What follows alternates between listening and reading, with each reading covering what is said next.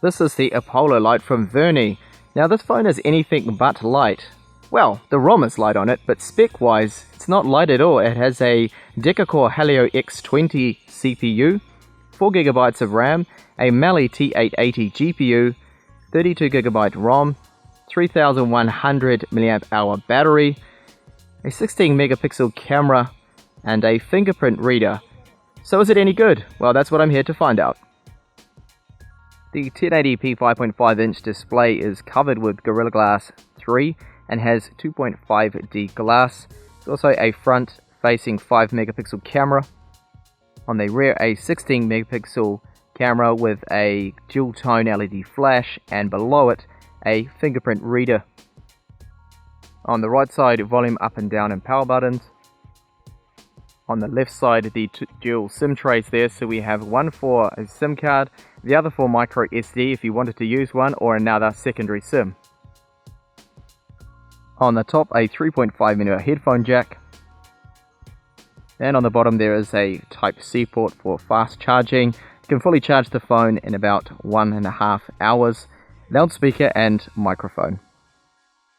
So the screen colors are quite good. I haven't any problems with it. Blacks are good. It's not going to be the greatest 1080p screen you've looked at, but I do feel it is decent for the price range. Viewing angles are just fine. As long as you remove the screen protector, it's still viewable in direct sunlight here. I'm able to dial numbers, launch applications without any problems. Now, GPS performance I found to be very good. It gets a lock literally in seconds, and driving around town in my car, I didn't have any issues with Google Maps losing my position. So the Apollo Lite has a very light ROM. It has no bloatware when you get it. There's no pre-installed crap there that you find from most manufacturers that try to cram their own social media websites upon you, their own applications. None of that. All that's there is the essentials, and there's Play Store there, of course, and the performance of the ROM is very good. The Helio X20 is a good multitasker, having 10 cores. It has no problems. So I have literally no complaints about the ROM, and not much to say about it, that it just is fluid, it's fast, it works, and I do like the fact that it is bloat free. So I ran the usual benchmarks that I like to run on these devices, and let's have a look at that. So this is the Geekbench 3 score. Here is the Antutu 6.2 score, the iStorm Extreme score, Slingshot ES 3.1. Now the wireless speeds is where I ran into trouble. Network speeds on this device are not good at all. They are very slow. I don't know whether I have a faulty device or not, but this is not a good speed here. Now my desktop PC, other mobile phones and other tablets can get 50 megabits per second almost downloads, and about 20-25 upload. It's nowhere near those speeds. And when I went out into town with the 4G connection, I had good signal strength, but it wasn't too bad. You can see it's a little bit lower here. And the scores that I got here, not good. Very slow speeds. On my Mi Max, I was able to get literally between 5 and 10 times faster. So again, the performance of 4G and wireless is very poor. Now, battery life. This is the PC Mark score with the display calibrated to 200 nits of brightness. I managed to get almost 7 hours. Considering the battery capacity of 3100 mAh hours, that's not a bad score. And display on time, 5 hours 50 minutes, almost 6 hours. And the memory usage normally is around 50%. When you're using this, here I have, for example, average memory use in 3 hours was 2.2 gigabytes, giving me 1.6 free. There is plenty of memory on there for you to go a little crazy multitasking. What's it like at gaming? Well, it's super smooth at every single game I have tried. The Mali T880 has no problems playing and rendering these games in 1080p, so everything is very fluid. Now, the camera performance of the 16 megapixel rear shooter isn't too bad. Now, the shutter rate is good. You get a basic setup here. It does support high dynamic range. We can do panorama shots. Video mode, unfortunately, we can only record now a maximum of 1080p. And why I say now, a recent firmware update actually removed the ability to record 4K video.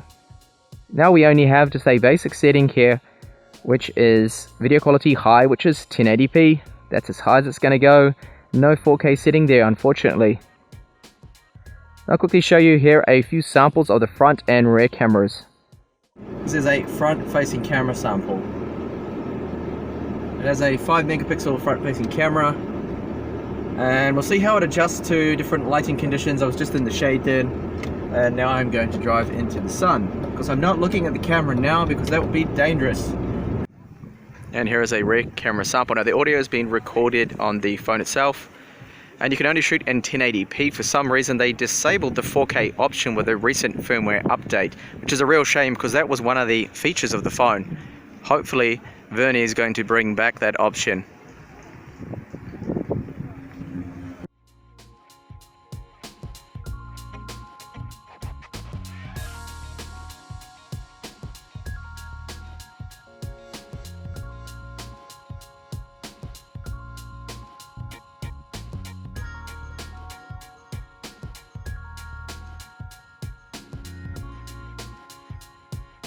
So is it a keeper? Well, I do like the performance on the ROM. It is really good to see no bloatware on there to start with.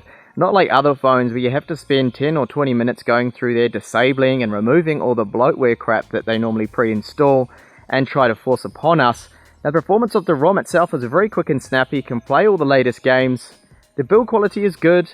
The rear camera can take a decent enough photo. Well, it's not that great at low light. Most aren't in this price range.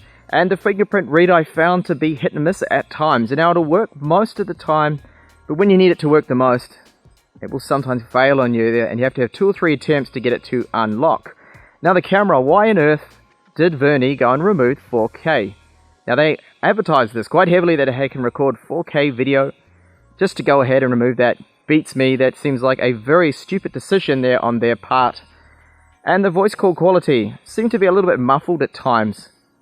And I did also notice very poor speeds when it came to wireless and 4G. Now most of the time we're on the internet downloading applications, and I didn't like having to wait around because of the slow performance of this mobile phone. So can I recommend it? Well, not really. I do believe that in this price group there are better mobile phones out there. Thank you so much for watching this review, and hopefully I will see you back in the channel soon.